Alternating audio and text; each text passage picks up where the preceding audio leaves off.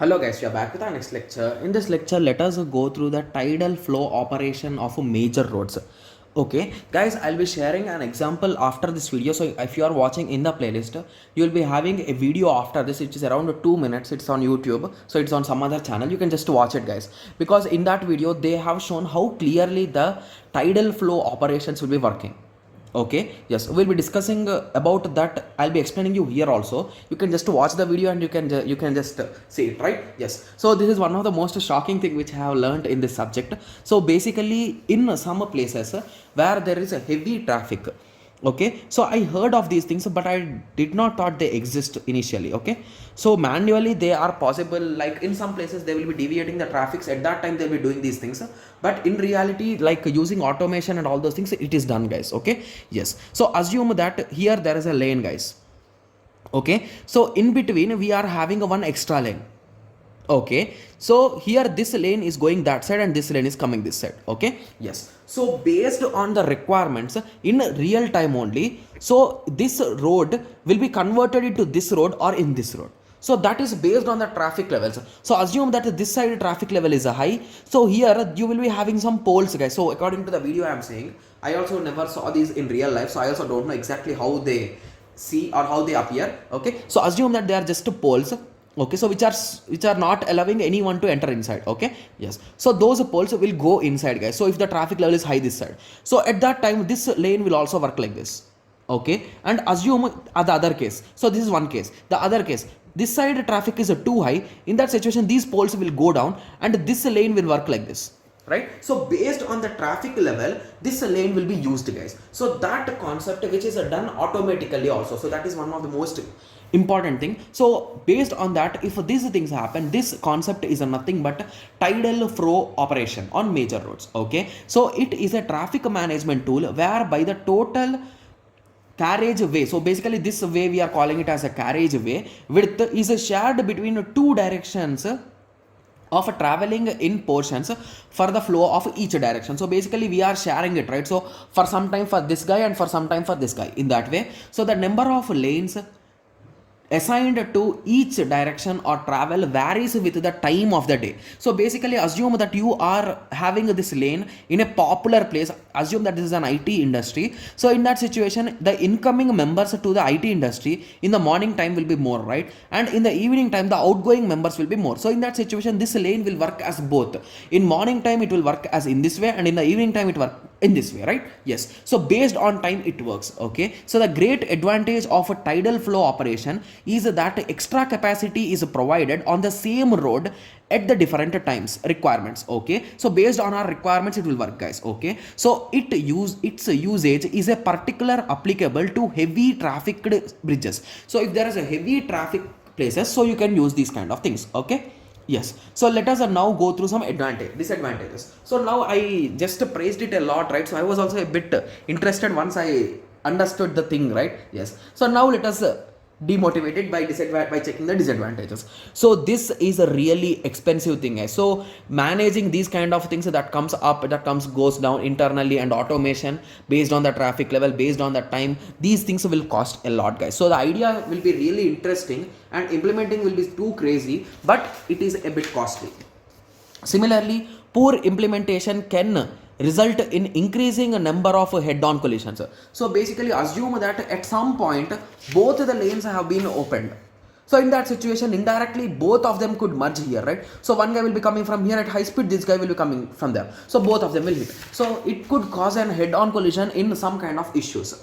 Okay. Similarly, central pedestrian islands have to be removed. So basically if there are any kind of places where the pedestrians can walk or stand, so basically the dividers, in simple words you can say, so those need to be removed, and no parking zones are usually imposed.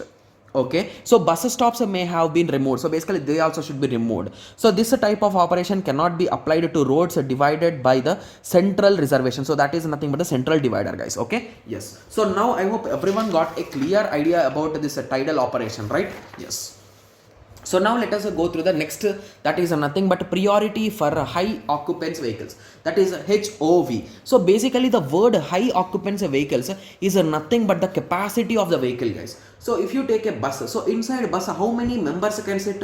Around 30 to 40 members, I think so, I'm not sure, but let us assume 30 to 50 members can sit, and around 20 to 40 members can stand, right? So I'm just giving you an approximation. Okay, yes. So based on these things, you can say that if there is any prioritized vehicle other than ambulance or any kind of police vehicle, so the best option will be bus, guys, because there are almost 40 to 50 members will be traveling at a moment, right? Yes. So that is the reason why if we provide this bus a higher priority, as it is a public transport, even the busy people or a private owner of a car or a bike, he will also be interested, because the traveling in bus is a bit faster than his own vehicle, right? Yes. So that is the reason why providing a priority to these kind of vehicles is important. Okay, so providing separate bus lanes, giving a prioritable for HOVs, that is nothing but high occupancy vehicles, so that you can just write the example which I told you guys. So the same things have been written here. So there will be environmental pollution will also be less, as the private vehicles are now converted to a single public vehicle,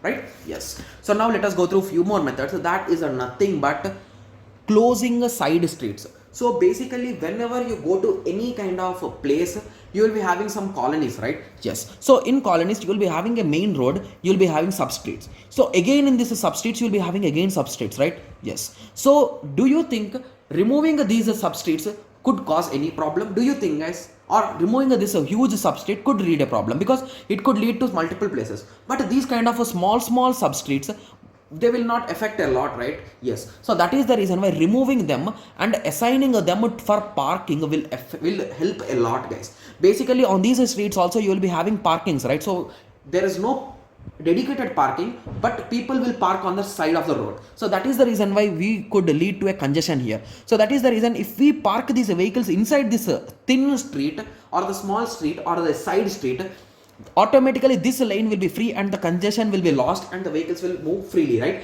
So this is a method which is used, guys, nowadays. So there you will be finding some dead ends, right? So dead ends are also nothing but the closed side streets, you can say. Okay, yes. So the main street can have many number of side streets where the traffic may be light.